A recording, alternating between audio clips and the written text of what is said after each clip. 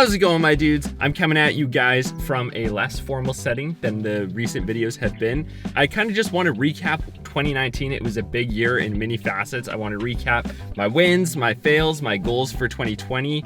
We're gonna go to one of my favorite hikes in the Kelowna area, hike around a bit. It is snowing, so it's probably gonna be pretty cold outside, but you know, we make do. Let's go.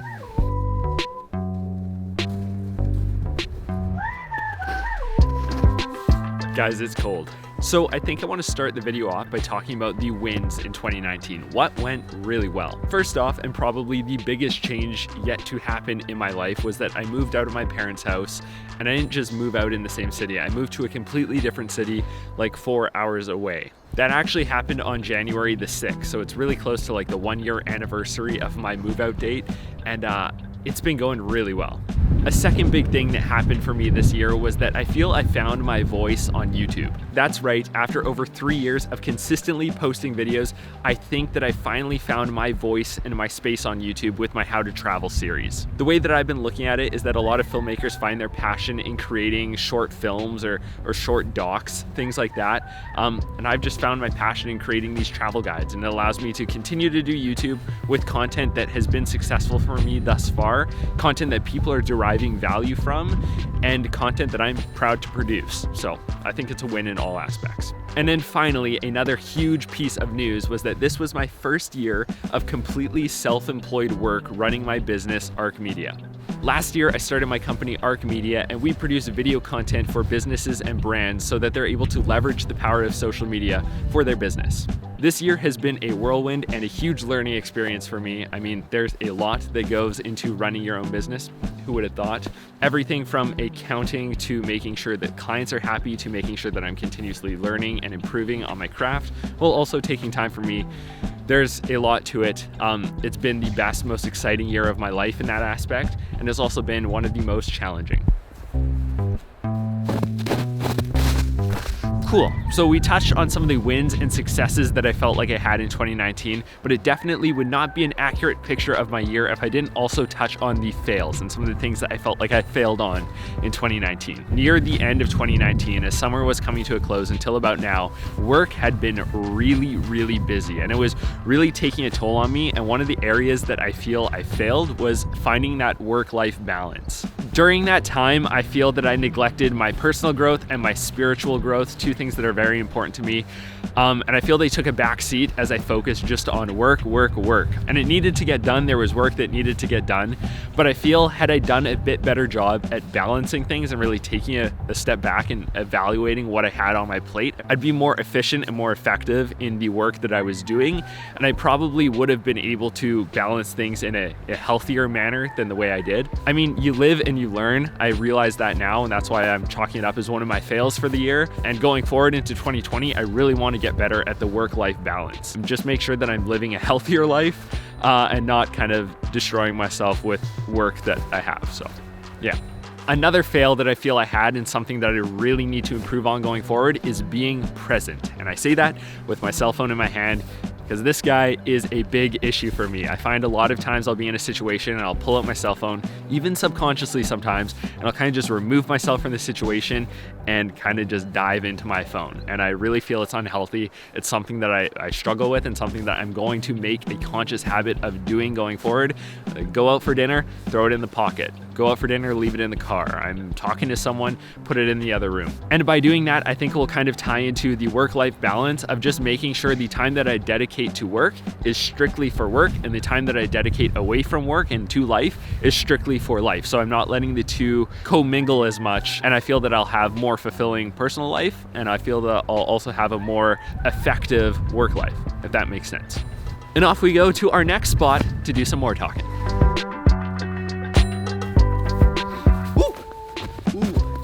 That is not comfortable in the slightest. I just got snow in my boot. So we've talked about what I thought that I did well on in 2019. We've talked about where I thought I failed in 2019. Now we're going to talk about the major lessons that I took away from 2019. So one of the big ones that occurred to me was that hard work and dedication really do pay dividends. Now that's a pretty broad statement, so let me narrow it down a bit and give you an example from my life. And that was my YouTube channel. So this YouTube channel, like I said, I've been involved with and putting time and money and resources into for the past 3 years, seeing absolutely nothing in return from it. YouTube really does not pay well until you're on the upper echelon of channel sizes. But I knew that it was a good investment, and I knew the way that I was taking things with my business and my brand and the way that I wanted to build things out, YouTube was going to be a core central component to that. And this year, I can finally say that it has paid off, and it has paid dividends, and the time and effort and resources that I invested in it up front. This year, I've been able to leverage my YouTube channel to work with cool businesses, to take on new clients, to do more video work, to get my name out there, to get my brand out there. Yeah, it's just all come together in 2019, and it was super, super nice to see and really encouraging.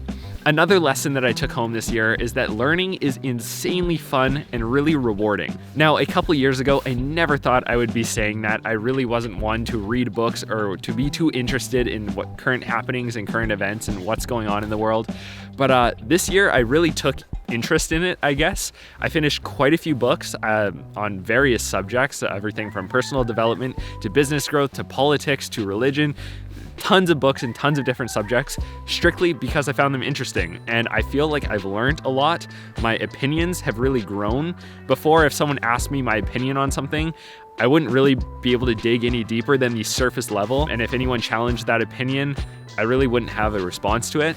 I feel like now I'm more certain in the things that I believe. Not that I'm not open to having my mind changed, but I feel like there's a reason I hold to certain things and I cling to certain things, and those are what I believe and how I see the world. I don't know, it's been super interesting. I've loved learning, I've loved reading, I've loved just growing in that sense. It's been really fun and, like I said, rewarding. So that's another huge lesson and something that I will continue to do moving forward.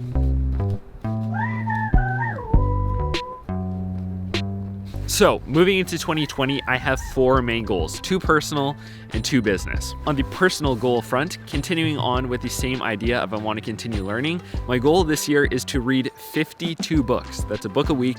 Now, it may be a bit audacious considering I never used to read before this year, but I'm confident that I will be able to do it, or at least give it a very good shot. So that's the goal. I want to read 52 books. Again, if you guys have any book recommendations, leave them below because I'm going to be searching. I'm really not too much into fiction books. Maybe after reading 52 books I might be, but I'm really looking for non-fiction books. So of any sort of any genre, anything I find interesting, I would just like to learn more, soak up some more of that knowledge, and yeah, I think it's going to be a good goal. Another personal goal that I have that isn't as concrete as reading 52 books this year is just that I want to make a conscious effort of putting others before myself. I think that's a super good characteristic to have. I think that makes the world a better place, so I want to make sure that I focus on that this year. Now I have 2 main business goals. One is just going to be increasing revenue of my business this year. Last year was really good to me. I'm really happy with how it turned out for my first year of business. And this year I would like to continue on that upwards trajectory. We'll see how that goes, but that is a goal. And finally, a goal that I think is really important is that I want to continue developing my skills as a filmmaker. I really want to continue improving, and I hope that when I look back on my 2019 videos later on in 2020, I will have seen improvement. That's a big goal of mine, and I hope that I'm able to fulfill that. Guys, it is getting chilly, but there's one last thing that I want to do, and that is a Q&A. I put out a poll on my Instagram. You can follow me, by the way, shameless plug, at Noahvde, always in the description. And I asked you guys if you had any questions that you wanted me to answer going into 2020, and I got a couple, so I'm going to throw some in here now. First question comes from Timothy, and he asks, are you hiring? That's a good question, and at some point this year, I would like to hire in some capacity, but I don't know when, and I don't know what that's gonna look like. So there's your extremely vague answer. Possibly. Second question comes from Ali. Are you half Asian or something? Now, I don't know if that's surprising or not. I've never thought I'm one to look Asian, but I get it quite a bit. No, I am not. My dad is Dutch and my mom is Canadian. So no, I'm not Asian, but I have gotten that before. Ryan asks, how do you get such a cool Canadian accent like yours? I didn't think I was that Canadian, but I would say live in Canada for a bit, hey? That was horrible, I'm sorry. Another question, when are the vlogs coming? Is this a vlog? I don't know. As I said at the beginning of this video, I'm really enjoying the space that I found myself in on YouTube, creating these bigger how to travel videos. It's just really what I enjoy. It's where I can put my passion and my time into. I found vlogs, they were an awesome way to start out the channel, but I found them to become uninspiring at some point. They just weren't really challenging me creatively. One thing to say on that is that I really missed that relationship that comes with vlogs. I feel like you guys know me and I know some of you guys, and I missed that with the videos that I'm producing now, which is why I'm inserting this video into the mix. I want to also be a personality on my YouTube channel. I don't just want to be the Noah voice behind the screen. So yes, I would like to do more personal videos. Whether that's going to be vlogs, I don't know, probably not, but maybe. Last question, because I think my fingers may already have got frostbite. I'm really not sure. But it says, tell us about your favorite trip in Canada. I'm gonna give you two. Both trips I did this summer. One was with my friends out into Alberta visiting Banff, Jasper, and Yoho National Park, the most beautiful places I've ever seen. And another one was another trip I did this summer with my friends Donovan, Anastasia, Kenzie, Logan, and their baby Theo, and their dog Sherlock. We went to Vancouver Island, drove around in a camper van, and explored the island. I also really love that part of Canada because you got the ocean, the beaches. Both of those trips were unreal, and I'm going to go back to both of those places in the near future because they're awesome. Thank you guys so much for watching. I appreciate every single one of you so much. Tell me if you liked this style of video. Thank you so much for watching, guys. I appreciate every single one of you so much. And I'll see you all in another one. And hopefully I still have all these fingers.